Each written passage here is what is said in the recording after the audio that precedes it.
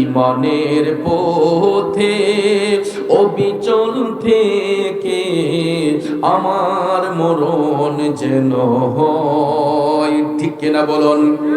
ইমানের পথে অবিচল থেকে আমার মরণ যেন হয়।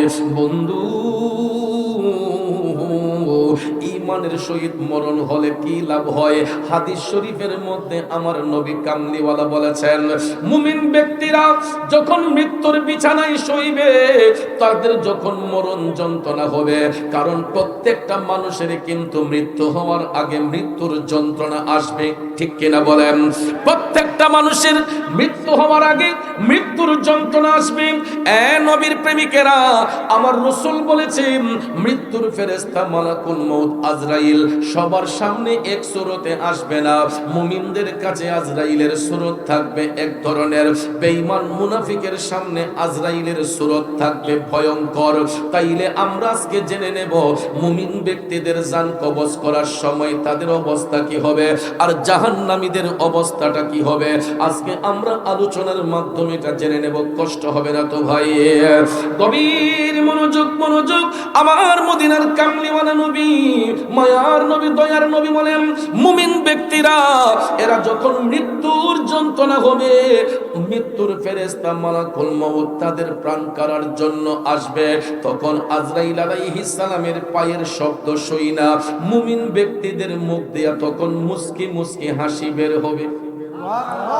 মুমিন ব্যক্তিদের মুখ দিয়ে মুস্কি মুস্কি হাসি বের হবে, কারণ মুমিন ব্যক্তিরা দুনিয়া ছেড়ে যাবার সময় এরা হাসি মুখে যাবে, কারণ এদের কোনো টেনশন নাই, এদের কোনো খৌফ নাই, কারণ আখিরাতের প্রথম ঘাঁটি হইল কবর। আখিরাতের প্রথম ঘাঁটি কি? আখিরাতের প্রথম ঘাঁটি কবর। আমার নবী কামলিওয়ালা বলেছেন, ওই কবরের ঘাটিটা যেই ব্যক্তি সহজে পার হইয়া যাবে গো, আর অন্য কোন ঘাটে আটকা পড়বে না। আর কবরের ঘাটে যেই ব্যক্তি আটকা পড়ে যাবে, অন্য কোন ঘাট তার পক্ষে পার হওয়া সম্ভব হবে না। তাইলে বলুন, আমরা কবরের ঘাট পার হতে চাই কি চাই না? বন্ধুরে বন্ধু, জানাজার মাঠে আমরা শুনি, প্রত্যেকটা মসজিদের আলোচনায় খুতবার মধ্যে অনেক সময় শুনি, দুনিয়া ছেড়ে যাবার সময় আখিরাতের প্রথম ঘাট কবরের মধ্যে তিনটা প্রশ্নের মাধ্যমে ইন্টারভিউ নেওয়া হবে। কথা বলেন ঠিক কিনা? মুমিন ব্যক্তিরা এই জন্য তারা হাসি মুখে যাবে, কারণ এরা স্টুডেন্ট ভালো। ছাত্র যদি ভালো হয়, পরীক্ষার হলে তাদের কোনো টেনশন থাকে না। ঠিক না বেঠিক? ছাত্র যদি ভালো হয়, এদের টেনশন থাকে? ভালো ছাত্রগুলা দেখবেন এরা অপেক্ষা করে কত তাড়াতাড়ি প্রশ্নটা হাতে আসবে। পরীক্ষার হলে যাবার সময় দেখবেন ভালো স্টুডেন্টগুলা এরা হাসি ফুর্তি করে পরীক্ষার হলে যায়, এরা প্রশ্নের অপেক্ষা করে। প্রশ্ন যদি 1 মিনিট দেরিও হয়, তখন দেখবেন স্যারকে বলে, স্যার দেরি হয়ে গেছে 1 মিনিট, কারণ ভালো স্টুডেন্টগুলা এরা 100 আনসার করতে চায়। কথা কোন ঠিক কিনা? আর গাদা ছাত্র যেইগুলা দেখবেন এরা পরীক্ষার হলে যাওয়ার আগে এদের টেনশন বেড়ে যায়, এদের ক্ষোভ বেড়ে যায়, এরা কেমনে পাশ করবে, কিভাবে পরীক্ষা দিবে, এরা নকল করার চেষ্টা করে। ঠিক না বেঠে? কিন্তু কবর দেশ এমন একটা দেশ যেখানে নকল করার কোনো সুযোগ নাই রে বাজার, যেখানে নকল কইরা পাশ করার কোনো সুযোগ নাই। মুমিন ব্যক্তিরা এই জন্য তারা দুনিয়া থেকে হাসি মুখে যাবে। আমার রাসূল বলেছেন, মৃত্যুর ফেরেশতা আসার সাথে সাথে মুমিন ব্যক্তিরা চেহারার মধ্যে মুস্কি মুস্কি হাসি থাকবে। আর আজরাইল যখন তাদের প্রাণটা কবজ করবে গো, একটা পিপিলিকা কামড় দিলে যেই রকম ব্যথা হয়, আমার রাসূল বলেছেন মুমিন ব্যক্তিরা জীবনটা দেওয়ার সময় তাদের কাছে মনে হবে যেন ছোট্ট একটা পিপিলিকা কামড় দিয়েছে। এর চাইতে বেশি কষ্ট মুমিনদের হবে না। জোরে কন্যা সুবহানাল্লাহ। জগতের বন্ধুরা রে, ও মুরব্বী বাবাজিরা, আমার সম্মানিত মা বোনরা, বাড়িতে বসে যারা শুনছেন গো, আমার রাসূল বলেছেন মুমিন ব্যক্তিরা মারা যাবার পরে এদের চেহারাটা নূরান্বিত হয়ে যাবে, এদের চেহারার মধ্যে মুস্কি মুস্কি হাসি ফুটবে। আল্লাহু আকবার। আপনারা লক্ষ্য করে দেখবেন, আমাদের সমাজে যদি কোনো ভালো মানুষ মারা যায়, কোনো ইমানদার ব্যক্তি যখন মারা যায়, আমরা যখন লাশ দেখতে যাই, ব্যক্তিটা কালো হলেও দেখবেন চেহারাটা নূরান্বিত হয়ে গেছে, ঝিলঝিল করে, এবং চেহারাটার মধ্যে একটা মুস্কি হাসি ফুটে। কথা কোন ঠিক না? রাস্তা দিয়ে হাইটা দোকানপাটে বসে আমরা বলি, আহ, ব্যক্তিটা যেমন ভালো ছিল তার মরণ যেমন সুন্দর হইছে, ময়ূরও যেমন হাস্যা রইছে। আমরা বলি কি বলি না? যদি আমি আপনি মুখে মুখে বলি, আসলে এটা আমার আপনার মুখের কথা নয়, এটা হাদিস শরীফে আমার রাসূল বলেছেন। মুমিন ব্যক্তিরা দুনিয়া ছেড়ে যাবার সময় এদের চেহারাটা নূরান্বিত হয়ে যাবে এবং এদের চেহারার মধ্যে মুস্কি মুস্কি হাসি ফুটবে। কেন জানেননি? কারণ দুনিয়া ছেড়ে যাবার সময় কেউ আমার আপনার কবরে আপন হবে না। ওই কবরে যিনি আমার আপন হবেন তিনি হলেন শাহে মদিনা। ঠিক না বেটি? বন্ধুরা আমার, বাবাজিরা গো, কবরের মধ্যে যখন তাদেরকে পাঠানো হইব, কবরের মধ্যে যখন পাঠানো হইব, তখন ভাইয়ের আমার তিনটা প্রশ্নের একটা প্রশ্ন হবে আমার নবীজিরে নিয়া। নবীজিকে ওই কবরের মধ্যে সশরীরে আইনা হাজির করা হইব। এই বিশ্বাস আপনাদের আছে না নাই?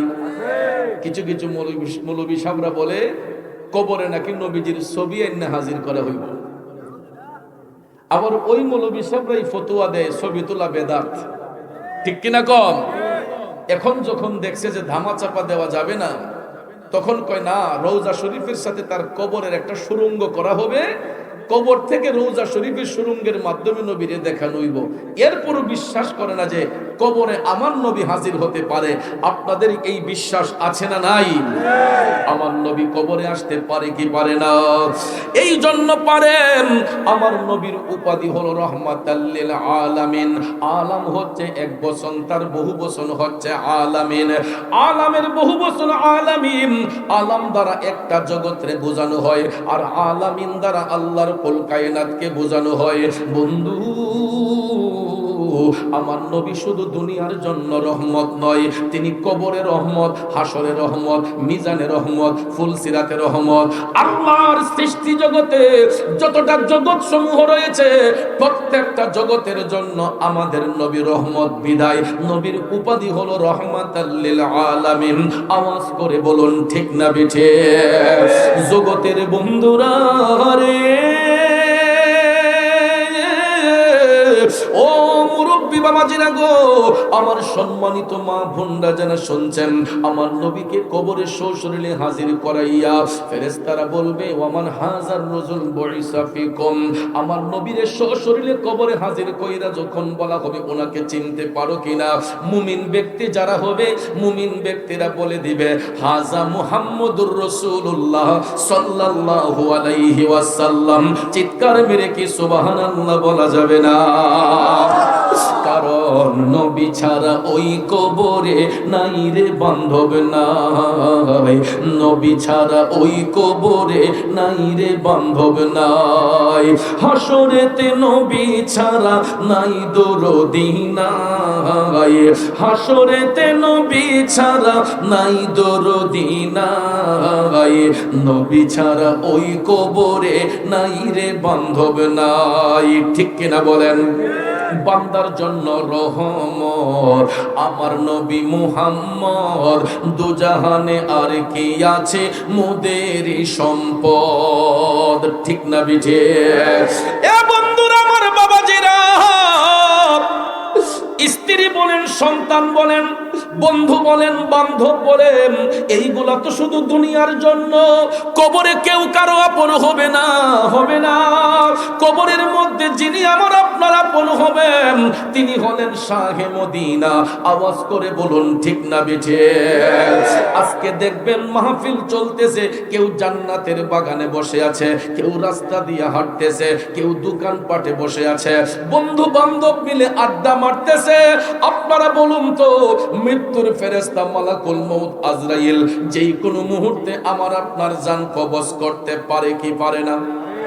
এই জন্য কবি বলেছেন, আজরাইল আসিয়া প্রাণ করিব হরণ, হায় গো আজরাইল আসিয়া প্রাণ করিব হরণ, ওরে নিজ গুণে সাহেব আল্লাহ করবানি বারণ, আমার উপায় কি তখন আমার আল্লাহ নিরঞ্জন, না জানি কি হালে আমার হইব মরণ। ঠিক না বিঠে বন্ধুরে?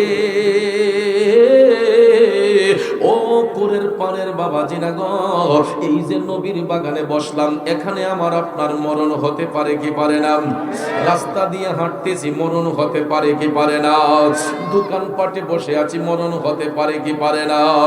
যে কোনো মুহূর্তে, যে কোনো সিচুয়েশনে মৃত্যুর ফেরেশতা মালাকুল মউত আজরাইল আমার আপনার সামনে হাজির হইতে পারে। এই জন্য ভাইয়েরা আমার বলেন, আজরাইল যদি আসে কারো অনুমতির প্রয়োজন লাগবে?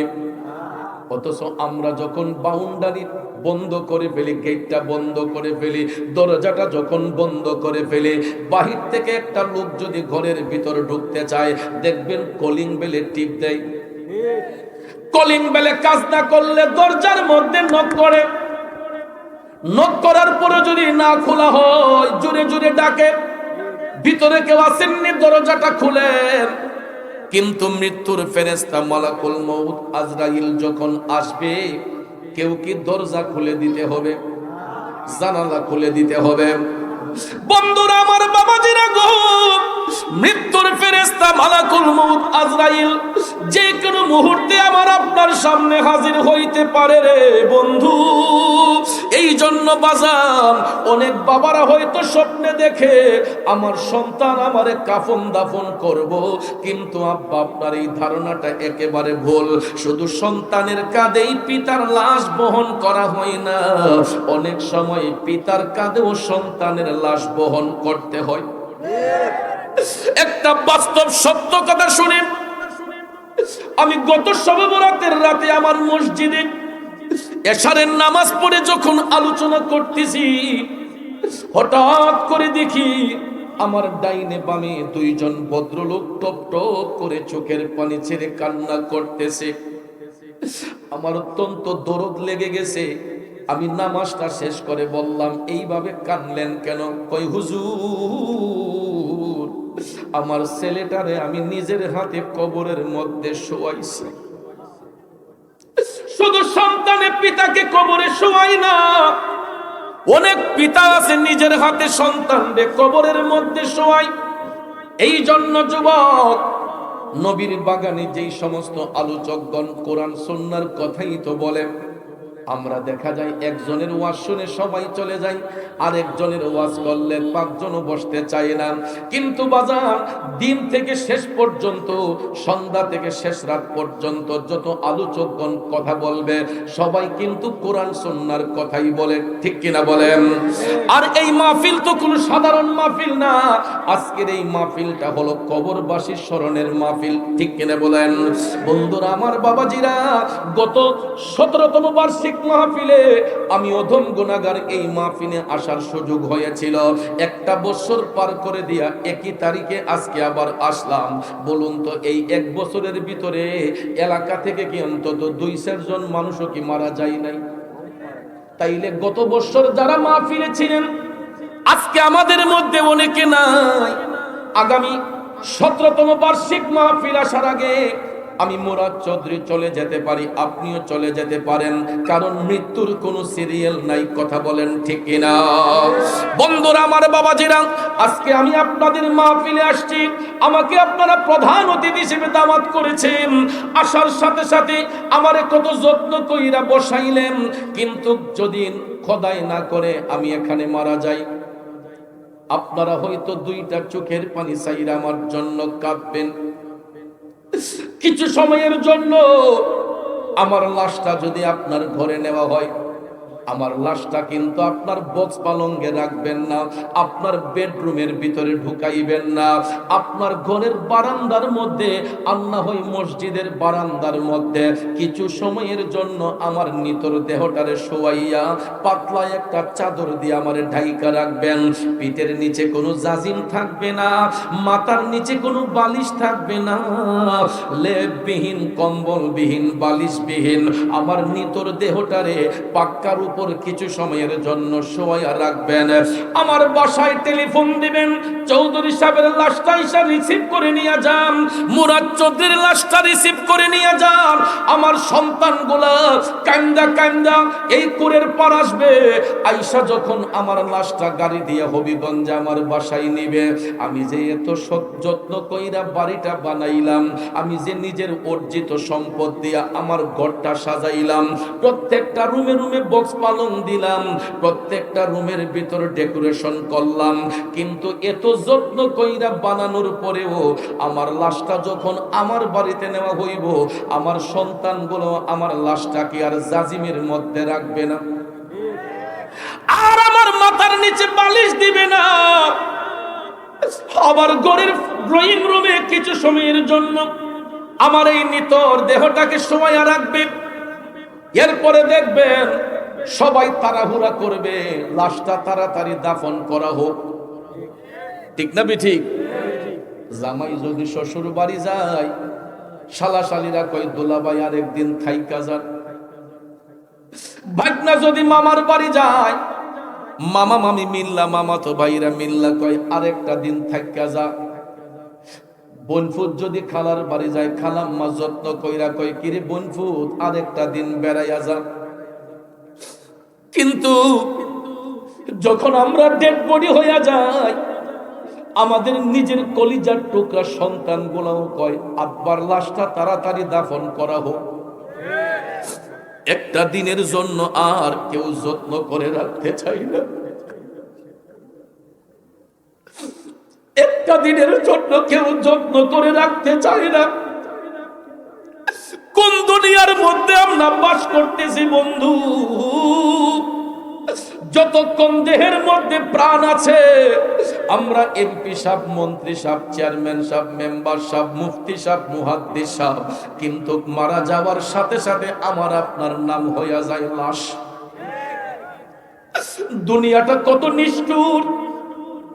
দেহের মধ্যে যতক্ষণ প্রাণ থাকে আমরা অমুক সাহেব তমুক সাহেব, কিন্তু মারা যাবার সাথে সাথে আমার আপনার নাম হইয়া যায় লাশ। সবাই তখন বলে লাশটা তাড়াতাড়ি দাফন করা হোক। আজকে শিল্পপতি মারা গেলেও লাশ, মধ্যবিত্ত মারা গেলেও লাশ, গরিব মানুষটা রাস্তার ভিখারিও যদি মারা যায় তার নামও লাশ। তাইলে কি হবে? চৌধুরী সাহেব দিয়া, বইয়া সাহেব দিয়া, পাঠান সাহেব দিয়া, অমুক সাহেব দিয়া, তমুক সাহেব দিয়া, আমাদের তো একটাই ঠিকানা হবে, সবার নাম হবে লাশ, সবার একটাই যাওয়া হবে, সেটা হলো কবর। এই এলাকার একজন শিল্পপতি যদি মারা যায়, বলুন তো উনার কবরের মধ্যে কোন জাজিম দেওয়া হবে, বালিশ দেওয়া হবে? রাস্তার একটা ভিখারি যদি মারা যায়, শিল্পপতির যেই রকম কবরে কবরস্থ করা হবে, রাস্তার ভিখারিটাকেও ওই কবরে কবরস্থ করা হবে, ঠিক কিনা বলেন? আব্বাজিরা আমার, বন্ধুরা আমার, আমরা দুনিয়ার মধ্যে চলতে গিয়া দেখেন কত রং বেরঙ্গের পোশাক পইরা বসে, কিন্তু বাজান আপন দেশে যখন যাইব রে, বলুন তো আমাদের পোশাকের রং হবে কি? জোরে বলেন, রং হবে কি? নাকি লাল, নীল, বেগুনি? কিন্তু দেখেন এখন তাকাইয়ে দেখেন কত রং বেরঙ্গের পোশাক আমাদের গায়ে পরে বসছি, কারোটা লাল, কারোটা নীল, কারোটা বেগুনি, হলুদ, ভ্যারাইটিস কালারের কাপড়। দামের মধ্যে দেখেন কত তফাৎ। কারো গায়ের কাপড়ের দাম 500 টাকা, কারোটা 1000 টাকা, কারোটা 5000 টাকা, 10,000, 15,000, 20,000, 50,000, 1 লাখ, 2 লাখ, এর চাইতেও বেশি দুনিয়াতে কাপড়ের দাম আছে না নাই? এ নবীর প্রেমিকেরা রে, এই নবীগঞ্জে কোরের পারে এমন শিল্পপতি আছে, যাইয়া দেখেন এই যে সামনে রমজান শরীফের ঈদ আসতেছে, ঈদের মার্কেটটা করার জন্য দেখবেন কয় নবীগঞ্জ পছন্দ হয় না, চলে যাই সিলেটে, কই সিলেটের কাপড় পছন্দ হয় না, চলে যাই ঢাকায়, ঢাকায় গিয়া কাপড় পছন্দ হয় না, করে চলে যাই সিঙ্গাপুর, মালয়েশিয়ায়। এমনও তো বড় লোক আছে, ঈদের শপিং বাংলাদেশে করে না, বিদেশে গিয়া করে। আমার প্রশ্ন হলো, এই কুরের পারের শিল্পপতি যদি মারা যান, উনি তো দুনিয়ার জমিনে উনার শপিং করেছেন সিঙ্গাপুর, মালয়েশিয়ায়, মারা যাবার পরে যখন তারে আপন দেশে পাঠানো হইব, এই সাদা 3 টুকরা মার্কিন কাপড় কেনার জন্য কি সিঙ্গাপুর, মালয়েশিয়ায় যেতে হবে? ঢাকা যেতে হবে? সিলেট যেতে হবে? নবীগঞ্জ যেতে হবে? আপনার পার্শ্ববর্তী এই কুরের পার, এই কাজীগঞ্জ বাজারটাই যথেষ্ট, ঠিক কিনা বলেন? বন্ধুরা আমার, বাবাজিরা গো, আপন দেশে আমরা যেই কাপড়টা পরে যাইব, ওই কাপড়টার রং হবে সাদা। এখন কোন বাবার সন্তান যদি বলে, আমার বাবা তো শিল্পপতি, আমার বাবা তো সমাজপতি, আমার আব্বার একটু রঙিন কাপড় দিয়া দিমু, হইবনি? পুরুষ ব্যক্তি মারা গেলে কাপড় হবে কয় টুকরা? মহিলা যদি মারা যায় কাপড় হবে কয় টুকরা? মহিলাদের বেলায় 5 টুকরা সাদা মার্কিন কাপড়, পুরুষের বেলায় 3 টুকরা সাদা মার্কিন কাপড়। একুরের পানের বন্ধুরা আমার, বাবাজিরা, দুনিয়ার কাপড়গুলাতে দেখেন কত রঙের সেলাই আছে, সাইডে সেলাই, লম্বা সেলাই, বাঁকা সেলাই। একটু যদি সেলাইটা মজবুত না হয়, আমরা দেখবেন টেইলার সাহেবরে আমরা বকাবকি করি, এই মেয়া এই দিকে লুজ হইছে, এই দিকে টাইট হইছে। কিন্তু বাজান, আমরা যেই দিন শেষ বিদায় নিব গো, আমাদের গায়ের মধ্যে যেই পোশাকটা জড়ানো হইব, ওই পোশাকের মধ্যে কোনো সেলাই থাকবে? সেলাইবিহীন 3 টুকরা সাদা মার্কিন কাপড়, ধনী বলেন গরিব বলেন সবার গায়ের মধ্যে পরানো হইব। একটা বাস্তব সত্য কথা কি জানেননি? গত মাসখানেক আগে আমার একটা ধর্ম বোন মারা গেছে, আমারে ওসিয়ত কইরা গেছিল যে আমি মারা গেলে আমার বাইরে দিয়া জানাজাটা দেওয়াইও। সত্যি সত্যি আমি যখন জানাজা দিতে গেলাম, জানাজাটা দিয়া বোনটারে দাফন করলাম, ভাবলাম যে একটু মার সাথে দেখা করে আসে। আমি যখন বাড়ির ভিতরে গেলাম, মা আমারে জড়াইয়া দইরা কান্দে, কই বাজার, আমার মেয়ের পিছনে 2 থেকে 2.5 কোটি টাকা খরচ করছি, আমার মেয়ের চিকিৎসার জন্য 2 থেকে 2.5 কোটি টাকা খরচ করেছি।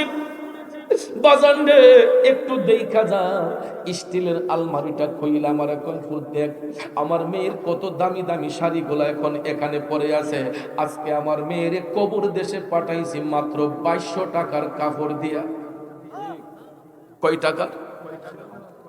মাত্র 2200 টাকার কাপড় দিয়া। যদি এখানে পুরুষ হইতো তাইলে 2 টুকরা কাপড় কম লাগতো, দামও কমে যেত। মহিলা বিদায় 5টা টুকরা কাপড়, এই জন্য 500। পুরুষ যদি হইতো 2 টুকরা কাপড় কম লাগতো, দামটাও কমে যাইতো। এ বন্ধুরা আমার, বাবাজিরা, তাইলে কি হবে হারাম খাইয়া, কি হবে জুলুম কইরা, কি হবে নির্যাতন কইরা? কবি বলেছেন, মনরে মরণ কথা করো স্মরণ, স্ত্রী পুত্র কেউ নয় আপন, ধনরত্ন সবই অকারণ মনরে। ও ভাই তুই মরিলে,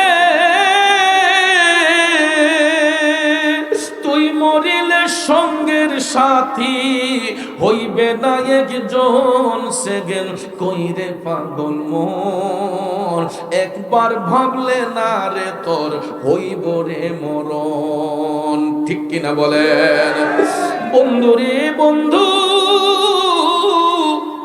আমি যে নিজের অর্জিত সম্পদ দিয়া ঘরটা বানাইলাম, খাট বানাইলাম, পালং বানাইলাম, আমার দেহটাকে আর খাটের মধ্যে রাখা হইব না, পাক্কার উপরে শুয়াইয়া রাইখা সন্তানগুলাও বলবে যে তাড়াতাড়ি আব্বার লাশটা দাফন করা হোক। এরপরে দেখবেন স্বজনরা মিলিয়া কাফন পরাইয়া জানাজার মাটি নিয়ে জানাজা দিয়া কবরের মধ্যে যখন রাইখা দিবে, বলুন তো কোন সন্তান কি বাবার কবর আজ পর্যন্ত গেছে? দুনিয়ার মধ্যে সবচাইতে মধুর সম্পর্ক হয় স্বামী এবং স্ত্রীর মধ্যে, কারণ তাদের বিছানা হয় একটা, বালিশ হয় একটা, রুম হয় একটা। কিন্তু বাজান, স্বামীর চোখের সামনে স্ত্রী মারা গেলে, স্ত্রীর চোখের সামনে স্বামী মারা গেলে, আজ পর্যন্ত কোন স্ত্রী স্বামীর কবরে গেছেনি? কোন স্বামী স্ত্রীর কবরে গেছেন? এ আগুনার বাবাজিরা, এ কুরের পারের ভাইয়েরা, এই যে দেখেন নবীর বাগানে আমরা বসলাম, কাঁধে কাঁধ মিলিয়ে বসছি, সামনাসামনি বসছি, একজনের মনের কথা আরেকজনকে বলতে পারতেছে, একজনের সুখ দুঃখ আরেকজনকে শেয়ার করতে পারতেছে। আমি মুরাদ চৌধুরী একটা ব্যথা পাইলে আমার ভাইজানকে ডাক দিয়ে বলতে পারবো, ভাইয়া আমি একটা দুঃখ পেয়েছি। আমার ভাইয়া দুঃখ পাইলে আমারে বলবে, চৌধুরী সাহেব আমি একটা দুঃখ পেয়েছে। কিন্তু তাকাইয়া দেখেন এই কুরের পাড়ের গুরুস্থানের মধ্যে কত শত শত মানুষের কবর হয়েছে। কবরগুলা যদিও পাশাপাশি, কারো কবরের সাথে কারো কবরের কোনো সম্পর্ক আছে? কারো কবরের সাথে কারো কবরের সম্পর্ক নাই। স্বামী মারা গেলে স্বামীর কবরে স্বামী, স্ত্রী মারা গেলে স্ত্রীর কবরে স্ত্রী, কারণ কবর হবে যার যার। ওই কবরে যিনি আমার আপনার আপন হবেন তিনি হলেন রাহমাতাল লিল আলামিন। কথা বলেন ঠিক না বেঠে? এই জন্য আশেক কয়, প্রেমিক কয়, নবী নবী কইরা আমার মরণ যেন হয় গো, নবী নবী কইরা আমার মরণ যেন হয়। ভাইরে ওই মরণে পাইব শান্তি, ওই মরণে পাইব শান্তি, থাকবে না রে ভয়। নবী নবী কইরা আমার মরণ যেন হয় গো, নবী নবী কইরা আমার মরণ যেন হয়। আরে ওই মরণে পাইব শান্তি, ওই মরণে পাইব শান্তি, থাকবে না রে ভয়। নবী নবী কইরা আমার মরণ যেন হয় গো, নবী নবী কইরা আমার মরণ যেন হয়। আমার নবীর মোহব্বত অন্তরে নিয়ে যদি মারাও যাই, আমাদের কবর আরাম হবে না আযাব হবে? কবরটা কি আরামের হবে না আযাবের হবে? দেখেন মুমিন ব্যক্তিরা আমার নবী নবী কইয়া কান্দার কারণে এরা কবরে যাওয়ার পরে যখন বলা হবে ওমান হাজার রজুল বুইসা ফিকুম, তখন মুমিন ব্যক্তিরা বলে দিবে হাজা মুহাম্মদুর রাসূলুল্লাহ সাল্লাল্লাহু আলাইহি ওয়াসাল্লাম। যখন মুনকার নাকির ফেরেশতা চলে যায়, আমার নবী বলেন আল্লাহ তাআলা তখন আরেক দল রহমতের ফেরেশতা কবরের মধ্যে পাঠায়। ওই রহমতের ফেরেশতারা আয়েশা মুমিন ব্যক্তিদের কবরটা আর 3.5 হাত রাখে না। নবী বলছেন ওই মুমিন ব্যক্তিদের কবরগুলোকে 70 গজ প্রসারিত কইরা এক একটা মুমিনের কবরকে এক একটা নূরের মহল বানায়া দেওয়া হয়। সুবহানাল্লাহ। আর আমরা দেশে কিছু কিছু মৌলভী সাহেব আয়েশা লাডে ওয়াজ করে আমরারে কান্দায় কয়, কবরের আযাব কেমনে সইব, কবরে সাপে কামড়াইব। নিজেও কান্দে, পাবলিকে কয় জোরে জোরে কান্দে। বাবাজিরা আমার, মুমিন ব্যক্তিদেরকে কবরে সাপে কামড়াইবে না, মুমিন ব্যক্তিদেরকে কবরে গুরজে মারা হবে না, মুমিন ব্যক্তিদের কবরের মধ্যে কোনো ধরনের আযাব হবে না। আমার রাসূল বলেছেন মুমিন ব্যক্তিদের কবরটাকে আল্লাহ 70 গজ প্রসারিত কইরা এক একটা নূরের মহল বানায়া দিবে। সুবহানাল্লাহ। এবং মুমিনদের দেহটা মাটি পর্যন্ত গ্রাস করে না। লক্ষ্য করে দেখবেন সোশ্যাল মিডিয়াতে মাঝে মধ্যে দেখা যায় কিছু কিছু মানুষ মারা যাবার পরে 10 বছর 20 বছর 30 বছর পরে কবরের মাটি যখন সরে দেখা যায় যেমনের দেহ এমনি আছে। আছে না? পৃথিবীর ইতিহাসে এমন বহু ঘটনা আছে, লাশ যখন কবরের মধ্যে পাওয়া গেছে দেখা যায় যেমনের দেহ এমনি আছে, অনেক মৃতদেহের কাফনটা পর্যন্ত কালো হয় নাই। এটা মুমিনদের লক্ষণ। এটা আমার মুখের কথা, আপনার মুখের কথা নয়। আমার রাসূল বলেছেন মুমিন ব্যক্তিদেরকে মাটিতে দাফন করার পরে মাটি পর্যন্ত তাদের দেহকে খায় না, বরঞ্চ মুমিনদের কবরটা নূরের মহল হয়ে যায়। আযাব হবে ওই সমস্ত ব্যক্তিদের কবরে যারা বেঈমান, যারা মুনাফিক, যারা জাহান্নামী। এদের সম্পর্কে আমার নবী কামলিওয়ালা বলছেন, খারাপ লাগতেছে বলমুনি, আমার নবী কামলিওয়ালা বলছেন জাহান্নামী ব্যক্তিগুলা, মুনাফিক বেঈমানগুলা, এরা যখন মৃত্যুর বিছানায় শুইবে মৃত্যুর ফেরেশতা আজরাইল তাদের প্রাণটা কাড়ার জন্য আসবে। আমার নবী বলছেন আজরাইল তখন বিদ্রুপের মতো একটা চেহারা নিয়ে ভয়ঙ্কর একটা রূপ নিয়ে আসবে। আর ওই আজরাইলের ভয়ঙ্কর রূপটা দেখার সঙ্গে সঙ্গে জাহান্নামী ব্যক্তিদের মধ্যে একটা হাঁপানি রোগের মতো শুরু হয়ে যাবে, যেটার আমরা সরকার বলি। আপনারা কিতাব বলি সরকার কন্যা নেই, নবীগঞ্জের বাসায় তো সরকারই কই। তখন দেখবেন মানুষের জুড়ে জুড়ে একটা হাঁপানি হয়, তখন আমরা বলি যে না কাইনের টাইম শেষ, ঠিক না ঠিক? ওই মুহূর্তে দেখবেন সরকার যখন শুরু হয়, ছেলে মেয়েকে খবর দেওয়া হয়, মেয়ে যদি স্বামীর বাড়ি থাকে তাকে টেলিফোন দেওয়া হয় যে তোর আব্বার শরীর ভালো না, তাড়াতাড়ি বাড়িতে আয়। ছেলে যদি সিলেট থাকে, ঢাকা থাকে, টেলিফোন দিয়ে বলা হয় রে তোর বাপের শরীর ভালো না, তাড়াতাড়ি বাড়িতে আয়। খবর পাইয়া দেখবেন দৌড়াইয়া তাড়াহুড়া করে সন্তানগুলা বাড়িতে চলে আসে। আসার পরে বাবার পাশে যখন সবাই বসে, চতুর্দিকে বেষ্টন করে বসে, তখন দেখবেন অনয় বিনয় করে সন্তানগুলা ডাকে, আব্বা আমার চিনচিননি, আমি আপনার ছেলে অমুক। মেয়েটা ডাক দিয়া কয়, আব্বা আমি আইসা গেছি গো আব্বা, আমি আপনার মেয়ে অমুক। বন্ধু বান্ধব আইসা ডাক দিয়া কয়, অমুক ভাই সাহেব আমার চিনচিননিও, আমি অমুক। তখন দেখবেন সরকারকে তো ব্যক্তির দুইটা চোখ বড় বড় করে তাকাইয়া থাকে। আমার নবী বলছেন ওই মুহূর্তে আমরা যতই অনয় বিনয় করে ডাকি না কেন, ওই মৃত্যু পথের যাত্রী তখন কে তার স্ত্রী, কে তার সন্তান, কে তার ছেলে, কে তার মেয়ে, কে তার বন্ধু, ওই মুহূর্তে ওই ব্যক্তি আর কাউকে চিনে না। কিছু সময়ের জন্য দেহের মধ্যে প্রাণটা থাকার পরেও আমার নবী কামলিওয়ালা বলছেন ওই মৃত্যু পথের যাত্রী, কে তার স্ত্রী, কে তার সন্তান, কে তার বন্ধু, কে তার বান্ধব, ওই মুহূর্তে আর চিনে না, জোরে জোরে হাঁপাইতে শুরু করে। আপনারা দেখবেন মুখটা খুলে আর বন্ধ করে, কারণ তার কলিজা পর্যন্ত শুকাইয়া যায় মৃত্যুর ফেরেশতা মালাকুল মউতকে দেইখা। আমরা তখন দেখবেন চামিচ দিয়া মুখের মধ্যে পানি দেওয়া শুরু করি। ওই ব্যক্তিটা কিন্তু কে তার মুখে পানি দিতেছে এইটা পর্যন্ত আর বুঝতে পারে না, চিনতে পারে না। আমার রাসূল বলেছেন ওই মুহূর্তে তোমরা যদি 7 সমুদ্র 13 নদীর পানিও যদি তার মুখের মধ্যে ঢাইলা দাও, ওই ব্যক্তির তৃষ্ণা নিবারণ হয় না। কে তার মুখের মধ্যে পানি দিতেছে এই জিনিসটা পর্যন্ত আর ওই ব্যক্তি দেখতে পায় না, কারণ তার দৃষ্টিটা থাকে মৃত্যুর ফেরেশতার মালাকুল মউতের দিকে। এই জন্য কবি বলেছেন, মনরে হঠাৎ এসে আজরাইলে ফাঁসি দিব তোমার গলে, শেষ করিব অসাদের জীবন মনোহরে। ঠিক কিনা বলেন?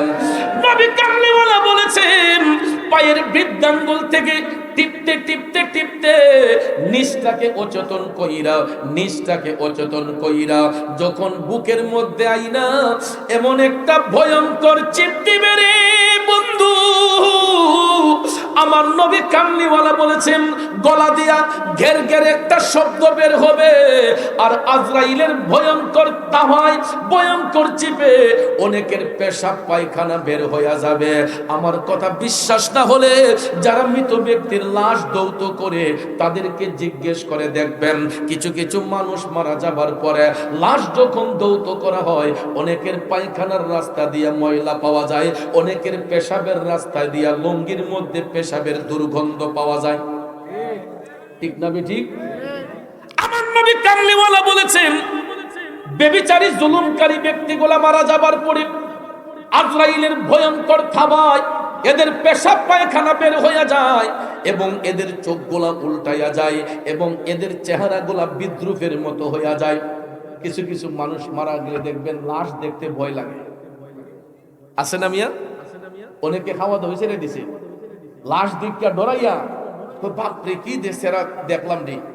তখন দেখবেন রাস্তাঘাটে হাইটা মানুষ ওই ব্যক্তিগুলো সম্পর্কে কয় যে যেমন জ্বালাইয়া গেছিল এমন কষ্টে তার মরণ হইছে। মানুষের মুখ কি বন্ধ করুন যায়? বাপরে যেমন জ্বালাইয়া গেছিল আছে এমন তার মরণ এমন আযাব হইছে। এটা যদি আমরা মুখে মুখে বলি, আমার আপনার মুখের কথা না।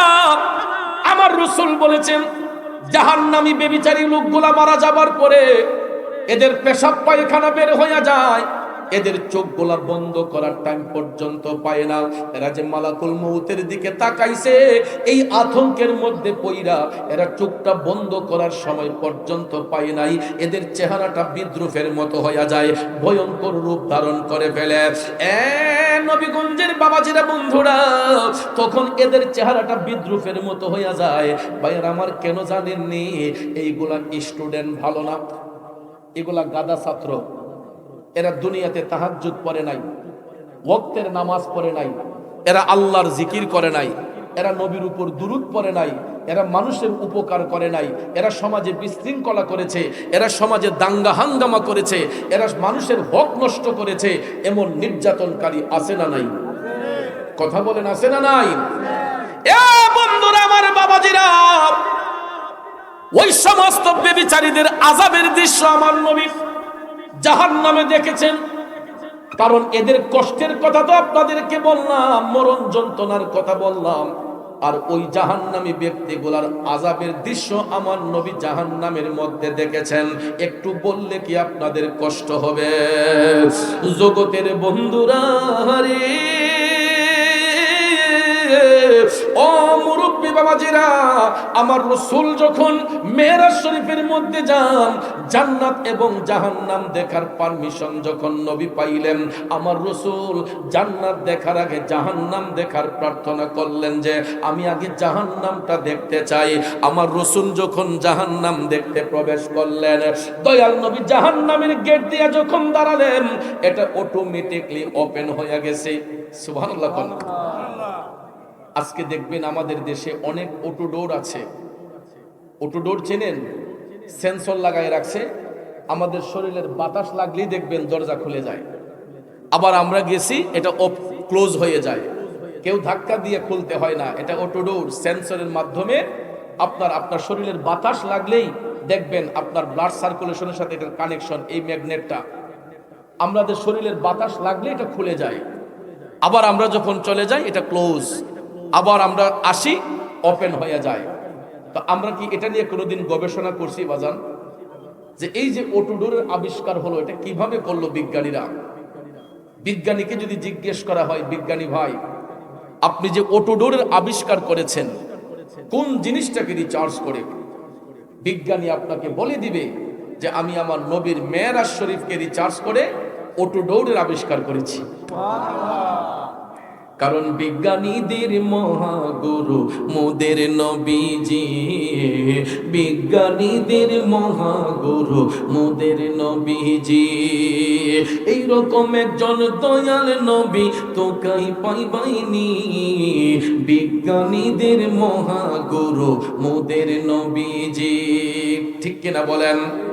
এক যুবক বন্ধুরা আমার, বাবাজিরা, আমার নবী জাহান্নামের গেটে যখন দাঁড়ালেন, অটোমেটিকলি এটা ওপেন হয়ে গেল।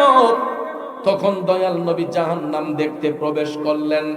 জাহান্নামের ফেরেশতারা আমার নবীকে সালাম দিল, অভ্যর্থনা জানালো। রাসূল যখন জাহান্নামে ঢুকলেন, জাহান্নামে ঢুকে আমার নবী দেখতেছেন শুধু অন্ধকার আর অন্ধকার।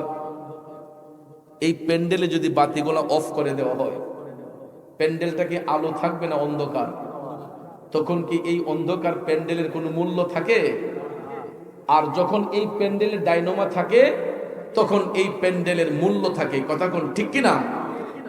যুবক ভাইয়ের আমার, মুরব্বী বাবাজিরা আমার, জাহান্নাম দেখতে আমার নবী গেলেন। যায়া দেখতেছেন জাহান্নামটা খুবই অন্ধকার, জাহান্নামটা খুবই অন্ধকার। হঠাৎ করে আমার নবী অন্ধকার দৃষ্টির মধ্যে অন্ধকারের মধ্যে গিয়া দেখতেছেন কিছু কিছু লোক দেখা যায়, এরা নিজের শরীরের গোশতগুলা নিজে চাবায়া চাবায়া খায়। নাউজুবিল্লাহ, কি বলবেন না? কিছু কিছু মানুষ দেখা যায়, এরা নিজের শরীরের গোশতগুলা নিজে চাবায়া চাবায়া খায়। এই দৃশ্যটা দেখার পরে আমার নবীজির চোখের পানি মুবারক টপ টপ করে পড়তেছে। জিবরাইল আলাইহিস সালাম ডাক দিয়া বলে, নবী গো, ওগো মায়ার নবীজি, এরা আপনার উম্মতের মধ্যেই একদল লোক নবী গো, এরা দুনিয়ার জমিনে এতিমের সম্পদ গ্রাস করত। আসেনি? ইয়া রাসূলুল্লাহ, নবী গো, এরা দুনিয়ার মধ্যে এতিমের সম্পদ গ্রাস করত, এরা মানুষের প্রতি জুলুম করত, নির্যাতন করত। এই জন্য আল্লাহ রাব্বুল আলামিন জাহান্নামীদের জন্য কোনো খাবার পণ্য রাখে নাই গো নবী, জাহান্নামীদের জন্য কোনো খাবার পণ্য রাখে নাই। যেই কারণে ওই জাহান্নামী ব্যক্তিগুলা এরা নিজের গোশতগুলা নিজে চাবায়া চাবায়া খায়। জোরে কি নাউজুবিল্লাহ বলবেন না? আমরার দেশে এতিমের নাম দিয়া টাকা খাওয়েন না লোক আছে না নাই? বহু আছে মিয়া। দেখবেন এতিমদের দোহাই দিয়া এতিমদের কথা বলে টাকা আত্মসাৎ করে নিজে খেয়ে ফেলে। গভীর মনোযোগ। এই আযাবের দৃশ্য আমার নবী দেখলেন। এরা নিজের গোশতগুলা নিজে চাবায়া চাবায়া খায়। আমার নবী আরেকটু সামনে গেলেন, যাইয়া দেখতেছেন আরো কিছু কিছু লোক দেখা যায়, এরা এদেরকে আগুনের উপর দাঁড় করানো হয়েছে, আর এরা জ্বলন্ত আংরাগুলা চাবায়া চাবায়া খায়। নাউজুবিল্লাহ কইতেন না? আগুনের উপর এদেরকে দাঁড় করানো হয়েছে, জ্বলন্ত আংরার উপরে দাঁড় করাইয়া এরা আংরাগুলা আবার আগুনগুলা চাবায়া চাবায়া খাইতেছে। এদের পেটগুলা অনেক উঁচা উঁচা, পেটের চামড়াগুলা খুবই পাতলা, সাপ বিচ্ছুগুলা পেটে কিলকিল করতেছে, আর এরা আগুনগুলা চাবায়া চাবায়া খাইতেছে। এই দৃশ্য দেখে আমার দয়াল নবী টপ টপ করে চোখের পানি ছেড়ে কান্না শুরু করে দিলেন। জিব্রাইল আলাইহিস সালাম ডাক দিয়া কই, নবী গো, ইয়া রাসূলুল্লাহ, এরা হচ্ছে আপনার উম্মতের মধ্যেই একদল লোক দুনিয়ার জমিনে এরা ইন্টারেস্ট খাইতো। কি খাইতো? ইন্টারেস্ট খাইতো। এখন তো ডিজিটাল যুগ, এই জন্য নামের পরিবর্তন হয়ে গেছে। অনেকে যদি কয় এই তুমি সুদ খাও করে, কয় না আমি সুদ খাই না, আমি ইন্টারেস্ট খাই। আছে না নাই? আমার মনে হয় এখন পাবলিক কমা ধরবো, কারণ এই আলোচনা করলে অনেক বসতে চায় না, বেজার হয়ে যায়। ঠিক না বেঠিক? আল হাক্কু মুররুন, সত্য কথা তিতা লাগে, কিন্তু সত্য বলতে হবে কি হবে না? দেখবেন তিতা জিনিসের কিন্তু মূল্য অনেক বেশি। ঠিক কিনা বলেন? ডাক্তারের কাছে গেলে দেখবেন আপনার যদি লিভারের সমস্যা থাকে, আপনি করল্লা খাইয়েন। তো বাজান, করল্লাটা কি বেশি মিষ্টি নাকি তিতা? এরপরে ডাক্তারের কাছে গেলে কয় বাড়ির দক্ষিণ পাশে একটা নিম গাছের চারা লাগাইয়েন। কি ও বাজান, নিম গাছটা কি খুব বেশি মিষ্টি নাকি? নিম পাতা অন্য গাছ তো আর ডাক্তার সাহেব নিম গাছের চারা লাগাইবার কথা বলে কেন? এই তিতা জিনিসটার এত দাম কেন? কারণ জিনিসটা যদিও তিতা হয়ে থাকে, এটা অক্সিজেনের জন্য ভালো, শ্বাস প্রশ্বাস নেওয়ার জন্য ভালো। এই জন্য নিমটা তিতা হইল, ডাক্তার সাহেব গবেষণা করে দেখছে এই তিতা জিনিসের মূল্য বেশি, এটা অক্সিজেন দিতে আমাদেরকে সহায়তা করে। ঠিক কিনা বলেন? এই জন্য ভাইয়ার আমার মনে রাখবেন, আল হাক্কু মুররুন, সত্য কথা তিতা, কিন্তু সত্যটাকে ভালোবাসতে হবে। কথা বলেন ঠিক না ঠিক? আমার রাসূল দেখেছেন জাহান্নামের মধ্যে, আমার নবী দেখতেছেন কিছু কিছু লোক আগুনের উপর দাঁড়াই আছে, আর আগুনগুলা চাবাইয়া খাইতেছে। পেটগুলা ফুটবলের মতো, পেটের ভিতরে সাপ বিচ্ছুগুলা কিলকিল করতেছে। দয়াল নবী টপ টপ করে চোখের পানি ছাইরা কান্না করতেছে। আমার নবী ডাক দিয়া বললেন, জিব্রাইল, কি দেখতেছি? জিব্রাইল আলাইহিস সালাম ডাক দিয়া কই, নবী গো, এরা আপনার উম্মতের মধ্যেই একদল লোক দুনিয়ার জমিনে এরা সুদ খাইতো, ঘুষ খাইতো। আসেনি মিয়া? ভোগের বাজারে মানুষ সীমা শঙ্কা নাই, প্রেমের বাজারে দেখি মানুষ নাহি পাই। ঠিক কিনা কোন? এ বাবাজির আমার, বন্ধুরা আমার, গভীর মনোযোগ, মনোযোগ। এই সমাজের মধ্যে হক কথাগুলা বললে অনেক মসজিদে ইমাম সাহেবদের চাকরি নট হইয়া যায়। আমি গত বছর, এর আগের বছর নবীনগর এক মাহফিলে গেছি। এমন জুমার রাতে আলোচনা, বৃহস্পতিবার দিবাগত রাতে আলোচনা। এখন আলোচনা প্রসঙ্গে এই আলোচনার মধ্যে পড়ছি, ওহন ইমাম সাহেব খালি আমানিতা করে, অন ফাইটারের মাঝে লাগলে হেদ কু দূরে না নি কতক্ষণ পর পরে আমার হালিতা করে আমি সাইড মারি আমি সাইয়া কই ঘটনা কিতা হুজুর এই প্রসঙ্গটা পাল্টাইয়া যান প্রসঙ্গটা পাল্টাইয়া যান চিন্তা করেন হুজুর ডরাইতেছে যে সকালবেলা তো মুরাদ চৌধুরীরে পাবে না ইমাম সাহেবরে পাইব মুসল্লিরা মসজিদের মুতল্লিরা সভাপতি সেক্রেটারিরা কইব বুঝছি মুরাদ সাহেবরে দিয়া আপনি নিজে কইতে পারেন না এই জন্য মুরাদ চৌধুরীরে কথাটা কইছেন ঠিক না বেঠিক ইমাম সাহেব চিন্তা করেন কতটুকু ভয়ের মধ্যে আছে ঠিক এই রকম ভাবে আমাদের সমাজের মধ্যে কিছু কিছু মসজিদে ইমাম সাহেব নিয়োগ দেওয়ার আগে দেখা যায় আলেমদের ইন্টারভিউ নেওয়া হয় না কিছু কিছু সুদকুর ঘুষকুরদেরকে নিয়ে ইন্টারভিউ নেওয়া হয় আর এরা কয় হুজুর এই ফাতা যদি আয়ে উল্টাইলি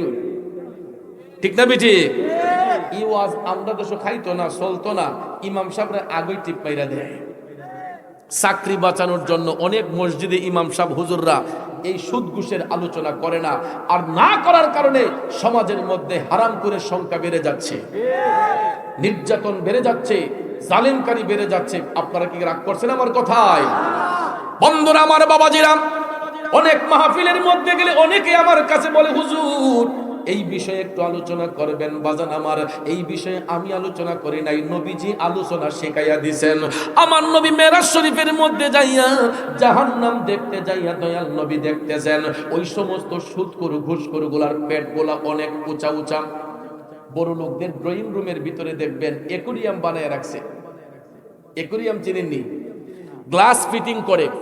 গ্লাস ফিটিং করে দেখবেন ড্রয়িং রুমের কর্নারে বিভিন্ন ধরনের মাছ ইটার ভিতরে দিয়া দিছে বাতির সুইচটা অন করে দিলে দেখবেন মাছগুলা দৌড়াদৌড়ি করে বাহির থেকেও দেখা যায় ভিতর থেকেও দেখা যায় তো এই অ্যাকোয়ারিয়ামের আবিষ্কার কিভাবে হয়েছে জানেন বিজ্ঞানীকে জিজ্ঞেস করে দেখবেন বিজ্ঞানী আপনাকে বলবে যে আমি অ্যাকোয়ারিয়ামের আবিষ্কার করেছি আমার নবীর জবান মুবারক থেকে সুদকুর ঘুষকুরের কথা যখন শুনলাম তাদের পেটের চামড়া পাতলা সাপ বিচ্ছুগুলা তাদের পেটে দৌড়াদৌড়ি করে ওই সুদকুর ঘুষকুরের পেটকে রিচার্জ করে বিজ্ঞানীরা অ্যাকোয়ারিয়ামের আবিষ্কার করেছে আমার যুবক বন্ধুরা বাবাজিরা দয়াল নবী জাহান্নামের মধ্যে দেখেছেন ওই সমস্ত সুদখোর ঘুষখোররা এদের পেটগুলা অনেক উঁচা উঁচা পেটের চামড়াগুলা খুবই পাতলা সাপ বিচ্ছুগুলা তাদের পেটে কিল কিল করতেছে দয়াল নবী উম্মতের দরদি হইয়া কান্না করতেছেন জিবরাইল ফেরেশতা ডাক দিয়ে কই নবী গো এরা আপনার উম্মতের মধ্যেই একদল লোক দুনিয়ার জমিনে এরা সুদ খাইতো ঘুষ খাইতো নবী গো আর নবী শুনেন ওই সুদকুর ঘুষকুরের পেটের মধ্যে যে সাপগুলা দৌড়াইতাছে এই একটা সাপ যদি দুনিয়ার মধ্যে বের হইয়া একবার যদি একটা শ্বাস মারে ওই সাপের বিষে গোটা পৃথিবীটা অন্ধকার হয়ে যাবে চিল্লায়া কি নাউজুবিল্লাহ বলবেন না সুদকুর ঘুষকুরের পেটে যেই সাপে কামড়ায় আমার নবীকে জিবরাইল ফেরেশতা জানিয়ে দিলেন নবী গো একটাবার যদি একটা সাপ যদি শ্বাস মারে এই সাপের বিষে গোটা পৃথিবীটা অন্ধকার হয়ে যাবে তাইলে এখন চিন্তা করে দেখেন যারা সমাজের মধ্যে সুদ এই মাইকলা কি সুদের ব্যবসা করে নাকি সাউনিতা করে করে এত সুন্দর একটা আলোচনার মধ্যে আইসি তা টিপা মাইরা ওরাইলিছে একটু দুরূদ শরীফ পড়েন আল্লাহুম্মা সাল্লি আলা মুহাম্মাদ আল্লাহুম্মা সাল্লি আলা সাইয়্যিদ মাহদিনা বিয়ানা শাফিয়ানা মাওলানা মুহাম্মদ আল্লাহুম্মা সাল্লি আলা সাইয়্যিদিনা মুহাম্মদ নাবিয়ানা মাওলানা মুহাম্মদ দিন থাকিতে কর মনে রে পরকালের ভাবনা ভাইরে খালি হাতে যাবে চলে সঙ্গে কিছুই যাবে না আল্লাহুম্মা সাল্লি আলা সাইয়্যিদিনা মুহাম্মাদ নাবিয়ানা মাওলানা। আমার বাবাজিরা বন্ধুরা, তাইলে বলুন এই সমাজ থেকে আমরা কি সুদ ঘুষের ব্যবসা বন্ধ করব নাকি করব? এটা ছাড়বো না করব? আল্লাহ যেন আমাদের সবাইকে হেদায়েত নসিব করে, সবাই বলেন আমিন। আমার নবীজি আরেকটু সামনে গেলেন, আরেকটু সামনে যাইয়া দেখতেছেন কিছু কিছু কবরস্থান দেখা যায় রে বাজান। ওই কবরের মাটিগুলা ফাইটা আগুনের ফুলকিগুলা লাফাইয়া লাফাইয়া উপর দিকে উঠতেছে, আর কারা যেন কবরের ভিতর বিদ্রুপের মতো কান্না করতেছে। জুরে কি নাউজুবিল্লাহ বলবেন না? দয়াল নবী আমার টপ টপ করে চোখের পানি ছেড়ে কান্না করতেছেন। জিবরাইল আলাইহিস সালাম ডাক দিয়া কয়, নবী গো, ওগো মায়ের নবীজি, এরাও আপনার উম্মতের মধ্যে একদল লোক। নবী গো, এই লোকগুলা দুনিয়ার জমিনে তারার মা বাবার গায়ের উপর হাত তুলতো, আসেনি? এমন বিয়াদব সন্তান আছে না নাই? জিবরাইল ডাক দিয়া কই, নবী গো, এরা দুনিয়ার জমিনে এদের জবান দিয়া মা বাবারে কষ্ট দিত, এরা এদের মা বাবার গায়ের উপর হাত উঠাইতো, কথায় কথায় এরা মা বাবারে ধমক মারতো।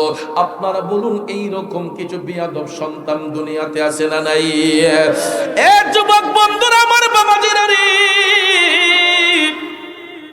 তোমাদের পায়ে হাত ধরে বলবো, যদি এই এলাকার মধ্যে এই রকম কোন মায়ের সন্তান থাকরে, বাবার সাথে মায়ের সাথে বিয়াদবি কইরা থাকো, যুবক, আমি তোমাদের দুইটা পায়ে হাত ধরে বলবো, অন্তত এই দুইটা মানুষকে কষ্ট দিবা না। একজন হলো বাবা, একজন হলো মা। কারণ যেই দুইটা মানুষের পবিত্র বন্ধনের মাধ্যমে আমরা সন্তানগুলা দুনিয়ার আলো বাতাস দেখতে পাই, ঠিক কিনা বলেন? এই জন্য কবি বলেছেন, মা বিনে বান্ধব নাই রে, মা বিনে বান্ধব নাই রে, এই যে সোনার দুনিয়ায়, ভেবে দেখো কি করছো এই মায়ের লাগিয়া, ভেবে দেখো কি করছো এই মায়ের লাগিয়া। বন্ধু, ও যুবক ভাইয়েরা রে, একটা সন্তানের এই পৃথিবীতে দুইটা আপন বন্ধু আছে, একজন হলো বাবা, একজন হলো মা। এই দুইটা বন্ধু কোনোদিন সন্তানের শত্রু হয় না। যার ঘরের মধ্যে মা আছে, বাবা আছে, এদের মাথার উপরে বিরাট বড় একটা ছায়া আছে। যেই ঘরের মধ্যে মা বাপ আছে, দেখবেন ইনকামিং সোর্স যদি কমও হয়, বাচ্চাগুলার কোনো টেনশন হয় না। খাবার দাবার আসবে কোত্থেকে, সংসারটা চলবে কিভাবে, দেখবেন ওই বাবা যেই কোনো ভাবেই হোক তার বাচ্চাদের ভরণ পোষণ করে, বিবি বাচ্চার ভরণ পোষণ করে। দুইটা তিনটা চারটা সন্তান একই পরিবারে, এদের পড়াশোনার খরচ জোগাতে মা বাবা হিমশিমে পড়ে যায়, আছে না? অনেক সময় বেতন দিতে পারে না, পরীক্ষার ফিস দিতে পারে না। এরপরও দেখবেন বাচ্চার মুখের দিকে তাকাইয়া বাবা অন্য জনের কাছ থেকে টাকা হাওলাত কইরা হইল, কই ফুত তুই পড়ালেখা কর, আমি আছি, ঠিক না বেঠিক? এই বাবাটারে যেই সন্তান কষ্ট দিবে, আপনারা বলুন তার কি ভবিষ্যৎ সুন্দর হয়? যুবক বন্ধুরা, আমার বাবাজিরা, আমি দেখেছি নিজের চোখে, প্রায় সময় মাহফিল থেকে যাবার পথে রাত যখন 2টা হয়, 2:30 হয়, অনেক সময় দেখি কিছু কিছু টর্চ লাইটের আলো দেখা যায়। গাড়িটা নিয়ে যখন সামনে যায়, তখন দেখি 4-5 জন লোক জাল কান্দে লইয়া এরা হাঁটতেছে। জিজ্ঞেস করলাম, কি ব্যাপার ভাই, এত রাত্রে জাল নিয়ে কোথায় যান? এই মাঘ মাসে শীতের মধ্যে, এই পৌষ মাসে শীতের মধ্যে, মাঘ মাসে শীতের মধ্যে জাল নিয়ে আপনি কোথায় যান? তখন ওই ভাইগুলা ডাক দিয়া কয়, হুজুর আমরা এই জাল দিয়া পুকুরে মাছ ধরি। চিন্তা করেন, এই শীতের রাতে আমি আপনি ঠান্ডা পানিতে হাত দিলে আমাদের শরীর জারা মেরে ওঠে। কিছু কিছু বাবা আছে বাচ্চাদের রিজিকের ব্যবস্থা করার জন্য এরা দেখবেন এই পৌষ মাস মাঘ মায়া শীতের মধ্যে পুকুরের মধ্যে নাইমা সাঁতরাইয়া সাঁতরাইয়া দেখবেন জাল টাইনা মাছ ধরে।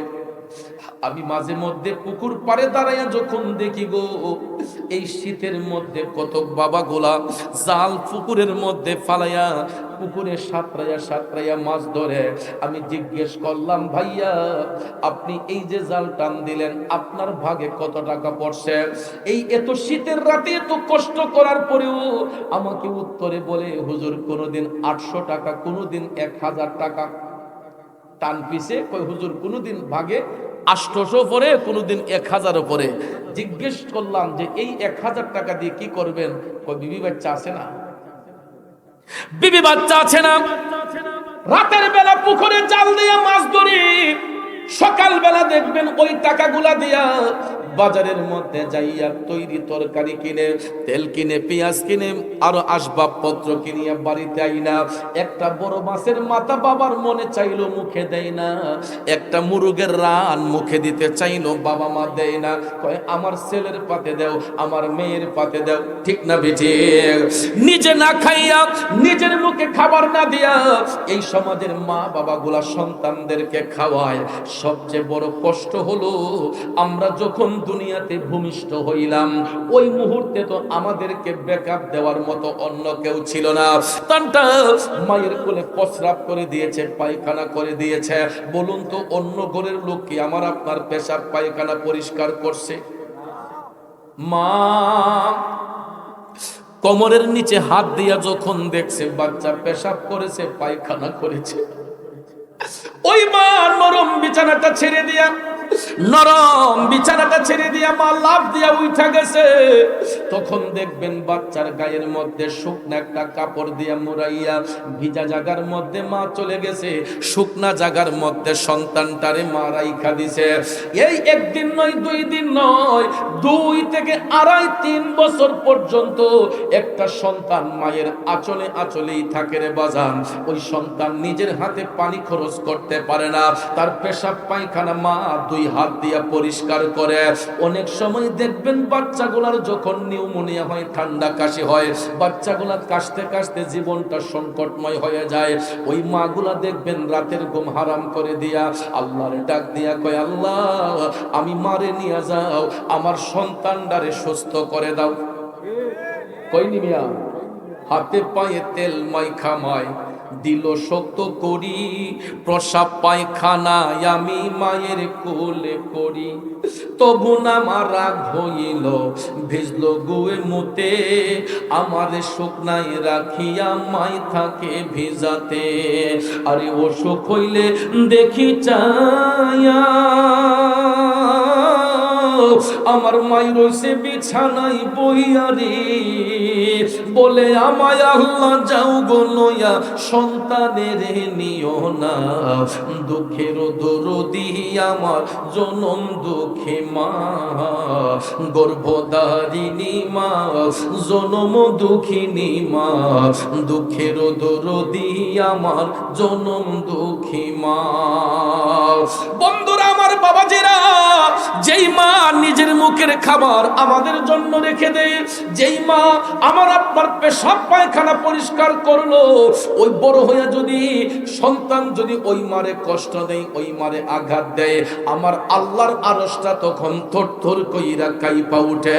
জোরে জোরে কন্যা আল্লাহু আকবার।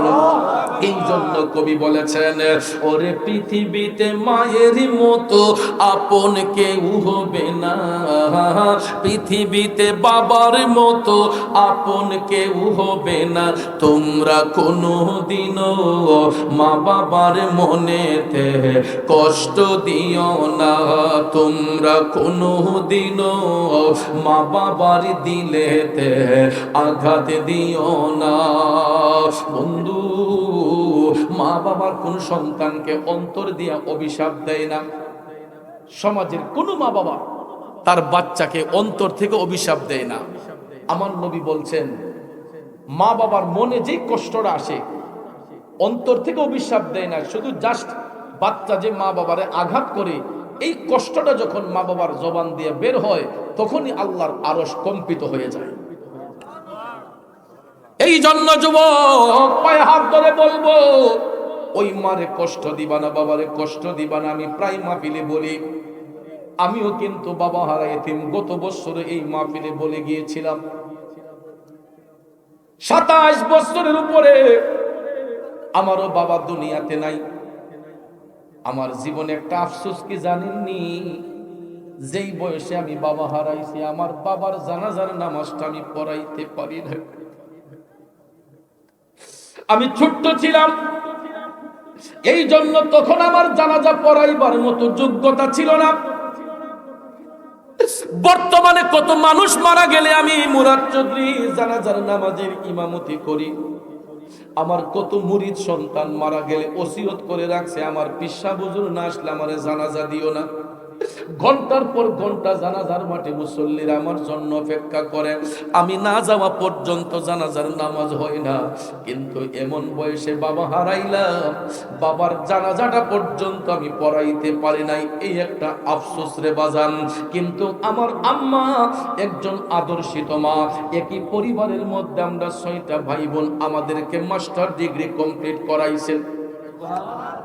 একটুখানি কথা, প্রত্যেকটা মা বাবা তার বাচ্চাকে নিয়ে এরকম সুন্দর স্বপ্ন দেখে। কোন মা বাবা চায় না যে তার সন্তান খারাপ রাস্তায় যাক। প্রত্যেকটা মা বাবা তার সন্তানকে সৎ উপদেশ দিয়ে থাকে। শুধু আমার মা কেন, প্রত্যেকের মা তার বাচ্চাদেরকে সৎ উপদেশ দেয়। কথা কোন ঠিক না ঠিক? কিন্তু আমরা বন্ধু বান্ধবের আড্ডায় পড়ি, খারাপ সঙ্গ নিয়ে অনেক সময় দেখা যায় মার মনে কষ্ট দেই, বাবার মনে কষ্ট দেই। এই জন্য যুবক তোমার পায়ে হাত ধরে বলে যাব, আর কোনোদিন মার মনে বাবার মনে কষ্ট দেওয়া যাবে না। কারণ পৃথিবীর মধ্যে একটা সন্তানের সবচেয়ে অমূল্য সম্পদ হলো তার মা এবং বাবা। আমি গত বছরে বলে গিয়েছিলাম, সব শূন্যস্থান পূরণ করা যায়, 2টা শূন্যস্থান কোনোদিন পূরণ করা যায় না যদি ঘরে মা না থাকে, বাবা না থাকে। এই 2টা আসনে অন্য কোনো নারী পুরুষকে বসাইলে নিজের মা বাবার মতো স্বাদ পাওয়া যায় না। কথা বলেন ঠিক না বেঠে? এই জন্য যুবক তোমাদের পায়ে হাত রেখে বলবো রে, যেই ঘরে মা আছে বাবা আছে, মনে করবা বড় ধরনের একটা ছায়া মাথার উপর আছে। আর যারা আমার মতো বাবা হারাইছেন, আপনারা এখন হারে হারে বুঝতেছেন মাথার উপর থেকে কি যে একটা ছায়া চইলা গেছে। ঠিক কিনা কোন?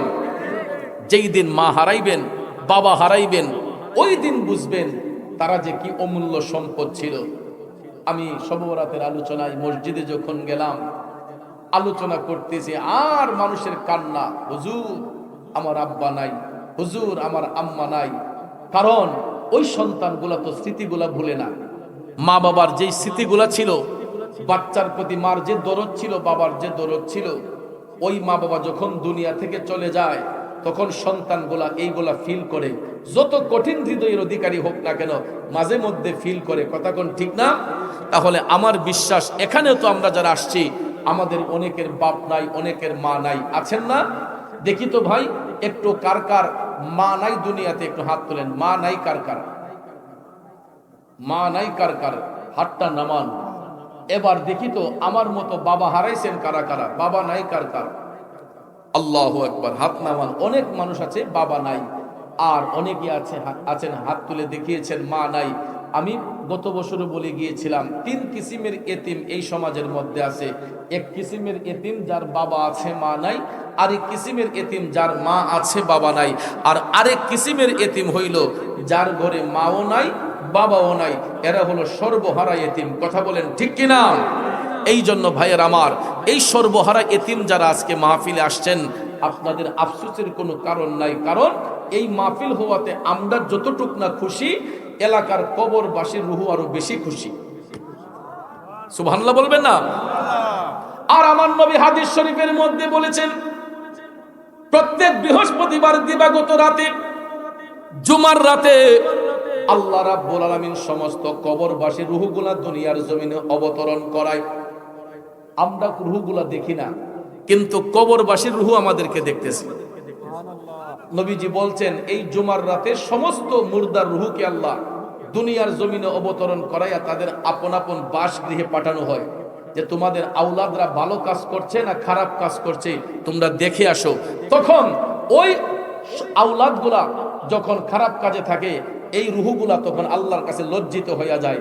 এখন আমি আপনাদের কাছে জানতে চাই, এই মুহূর্তে নিজ আগনা কুরের পারের কবরবাসীর রুহু আমরা যারা এখানে আসছি আমাদের উপর খুশি না বেজার? কারণ একদিন আগেও হয়তো এটা কোনো জমি ছিল, খেলার মাঠ ছিল, কিন্তু এই মুহূর্তে যতটুক জায়গা দিয়ে ছামিয়ানা দিয়ে বেষ্টন করা হয়েছে, এটা বেহেশতের বাগান হয়ে গেছে। ঠিক কিনা বলেন?